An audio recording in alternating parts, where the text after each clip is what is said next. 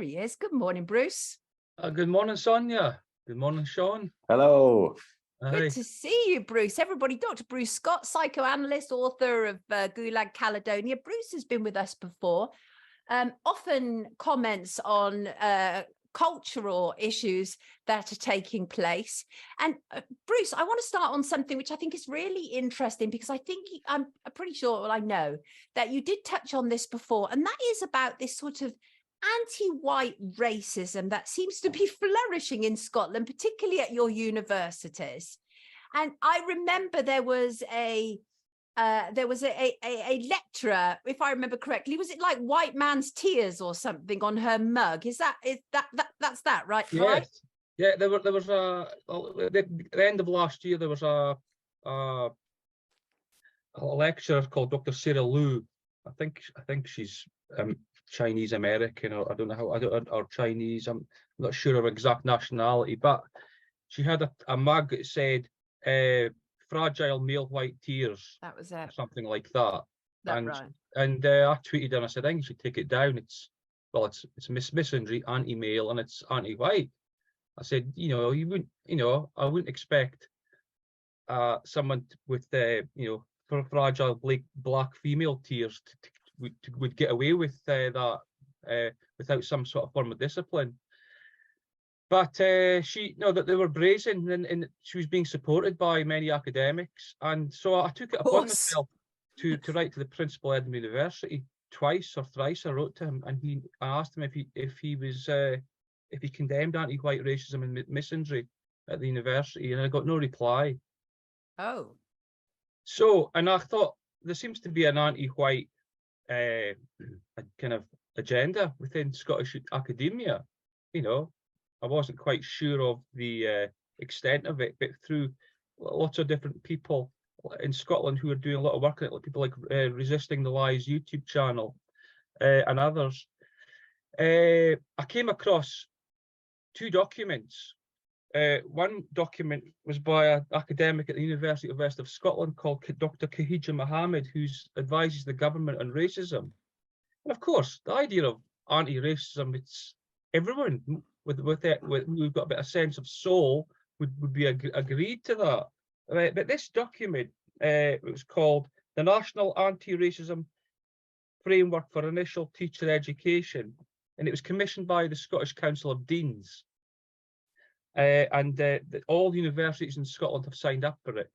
And this is one of the quotes from the document. These changes aim to disrupt the centrality of whiteness and enable different ways of seeing, thinking, and doing, and to assist staff to reflect on the importance of anti-racist practice with white students. And it's incredible, because and then there's another document, racist from the University of West of Scotland. It has a diagnostic form to identify different categories, from white supremacy to white indifference, white awareness, and white allyship. Wow. And if you like, I'll just give you some quotes from the different categories. A belief in meritocracy, but a belief that we live in a meritocracy is indicated of white supremacy. And white indifference is whiteness is denied, so it functions as an absent, invisible, mystical norm, leaving white privilege intact. Whiteness denied. This is white awareness. Really, so white awareness. Do we really need white awareness, though? I mean, that's just bizarre in itself, isn't it? Really, go on, Bruce. Well, that's the next category. It says the onus on white people is to overcome unconscious bias, right? And then white allyship is rejection of deficit models and acceptance in the link between white privilege and educational outcomes. This is cultural Marxism at its very best. Yeah, it's what I find a nice map, by the way. Just thought I'd get that in there. Oh, right. What I was chatting to my housemates. He's English Jamaican, I'm Irish Jamaican, and he was literally saying to me, he went, I find it actually very difficult to just be around white males in my life. He was like, I was like, I am a white male, and I even find it difficult to go out with just white males. I'm constantly, it's like, it's not even like, it's like this mad minority. And I find it even, don't get me wrong, like this whole idea of cis white male, I can't stand the word cis. But the idea that, like, I don't know, white Why males, would it be a problem for white males to go out together? no, it's not. I'm saying it's not like an everyday thing. Like, I find it difficult to just be out with white friends. All my mates are like female, Asian, Chinese. Like, for me to actually, I see what you mean. Yeah, Yeah. yeah. Me too. I live very much a kind of multicultural existence as it's well. like, Absolutely. and even my Jamaican mate said it. He was like, "Yo, it's actually impossible for me to just go out with white male friends." He was Right. like, this whole idea that there's this pandemic of scary white males that need kind of curtailing. Well, that is the problem, though, isn't it? Is because, Bruce, how could this is not for our good. This is not for the betterment of humanity, is it?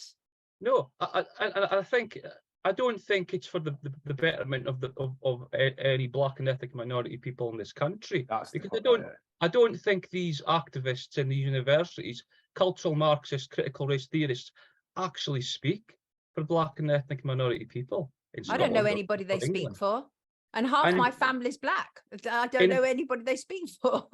You know, so it's incredible because on the one hand, the sort of the refugees welcome, anti-white racism kind of activists. The same people support the destruction of the nuclear family Right. by Right, LGBT right. transgender ideology.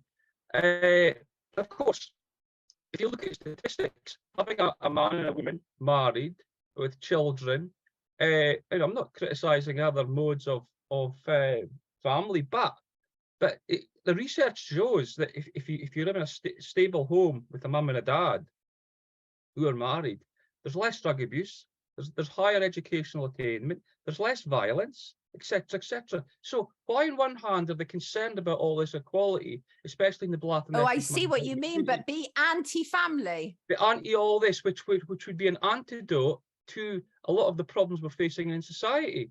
Yeah. And it goes against the logic of it. And of course, I've made a complaint about these two documents to the University of Western Scotland, and I've written to the Scottish Council of Deans to ask where they sit with anti-white racism, because it goes against the Equality Act. The Equality Act 2010 states that it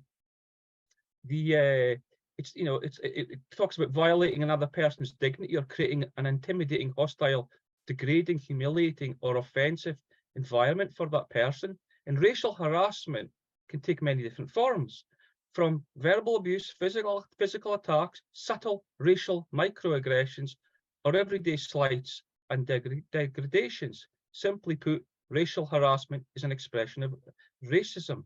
This is from the University of West of Scotland website, which I copied a week ago. That page is down now. Yes, I'm not at all surprised. I'm not at all surprised. Bruce, I only have to move you on just because I'm conscious of the time, and I really want to get your feedback about the COVID inquiry, which you call a whitewash. Why do you call the UK, of course? Words. Yes, exactly. Oh God, yeah, interesting. Yes, so obviously the UK is having a COVID inquiry. Every story matters, we are told. We'll have Abby Roberts on later, who was arrested outside the COVID inquiry. But Bruce, you say it's menticide. Remind people what menticide is. Menticide is a thought. Well, the extravagant sort of word for it is brainwashing, but it's thought manipulation, thought control, and thought direction. And what's that word? Sorry. Menticide. Menticide. Nice. Yeah, I love that word. Coined famously by the Dutch psychoanalyst and psychiatrist Just Merleau, and essentially it's psychological nudging and manipulation and to think differently, essentially. But I tuned into a few of the episodes and I call them episodes. It's like a soap opera, I think, that Matt Hancock and Nicola Sturgeon's appearances, I thought they were the kind of key witnesses for me. What's really interesting about the whole thing is, I find, is that there's been no mention of excess deaths from the witnesses that have appeared from Sturgeon or Hancock. The excess deaths are higher now than they were at the height of COVID when Sturgeon was giving hard daily briefings. So the logic again is like, well, where the hell are you now? Why aren't you having daily briefings?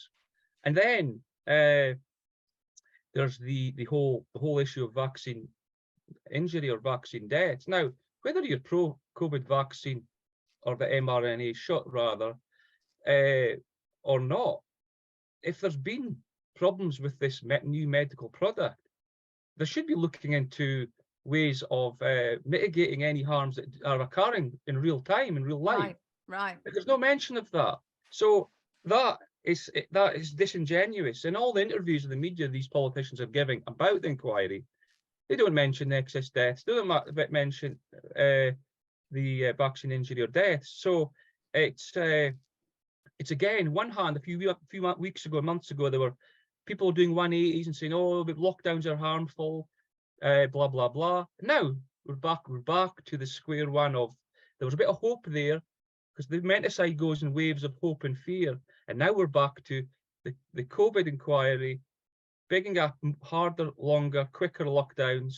That's right. That's the message. For the World Health Organization treaty to be ratified by our government. Right. I thought that was interesting. Obviously, we knew that Hancock was going to go in and say whatever the agenda was, but I wasn't prepared for him to do that particular tact, I must admit, when he said, it should have been earlier, longer, harder. I was like, whoa, okay, so he's doubling down.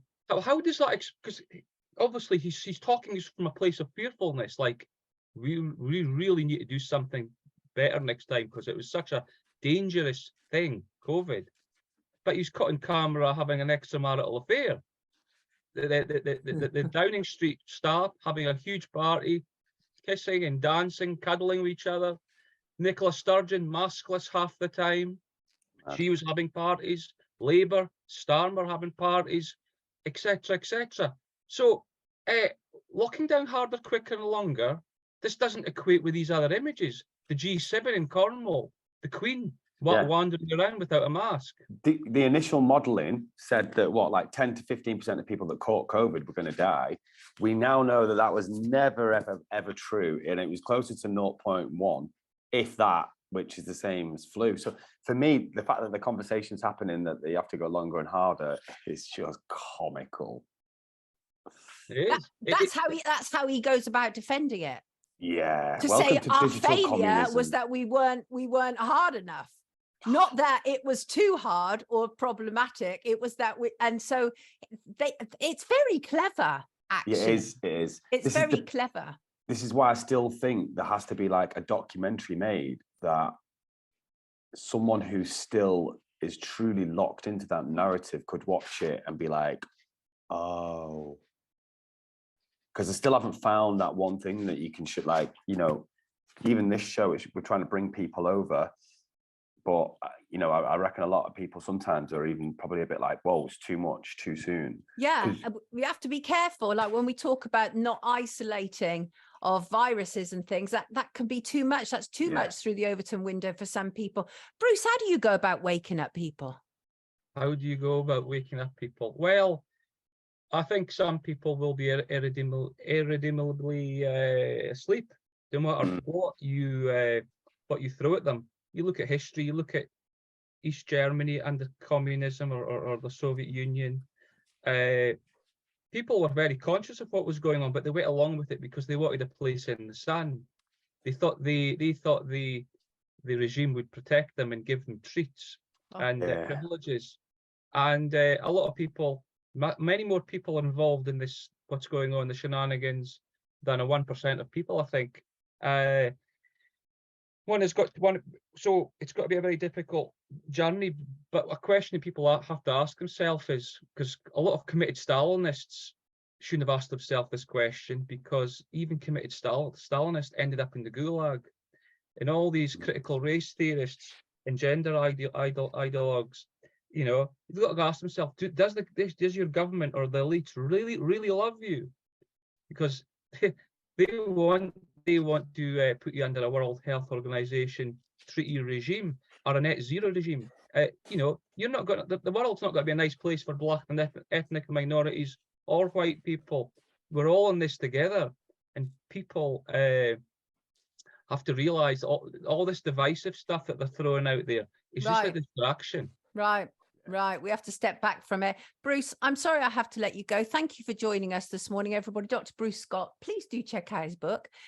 Actually, I don't think that's the only book that you've written, is it? Gulag Caledonia, or is it?